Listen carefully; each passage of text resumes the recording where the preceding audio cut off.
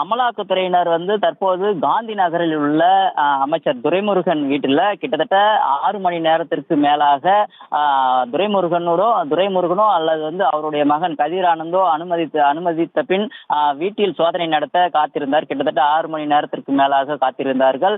தற்போது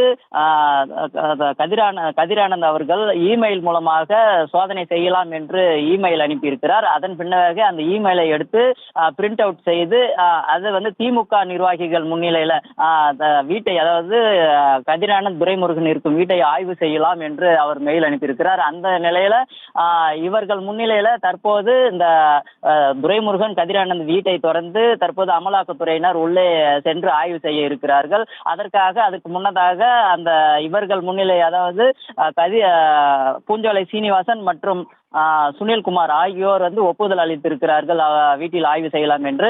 அதன் பின்னதாக அவர்கள் இப்போது ஆய்வு செய்ய இருக்கிறார்கள். இவர்கள் ஆய்வு உள்ள சென்று கிட்டத்தட்ட பல மணி நேரம் அல்லது ஆய்வு எவ்வளவு நேரம் நடக்கும் என்பது தெரியவில்லை. அதன் மூலமா பல ஆவணங்களும் கூட கைப்பற்ற இருக்கலாம் என்று எதிர்பார்க்கப்படுகிறது.